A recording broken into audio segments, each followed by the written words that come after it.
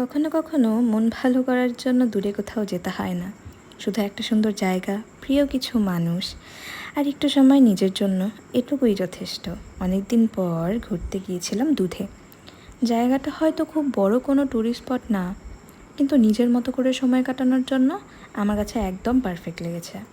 চারপাশে সবুজ শান্ত পরিবেশ আর ঠান্ডা হাওয়াটা যেন কিছুক্ষণের জন্য সব চিন্তা ভুলিয়ে দিয়েছিল।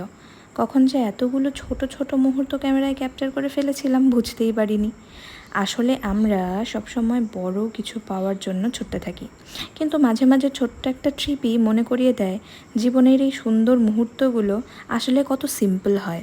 এই দিনটার সবচেয়ে সুন্দর ব্যাপার ছিল কোথাও কোনো তাড়াহুড়ো ছিল না, কোনো প্ল্যান ছিল না, শুধু ঘুরে বেড়ানো, হাসাহাসি আর নিজের মতো করে সময় কাটানো। আর হয়তো এই কারণেই এই ছোট্ট ট্রিপটা আমার মনে অনেক দিন থেকে যাবে। তো আজ এটুকুই, তোমাদের সঙ্গে দেখা হবে নেক্সট কোনো ছোট্ট ব্লগে।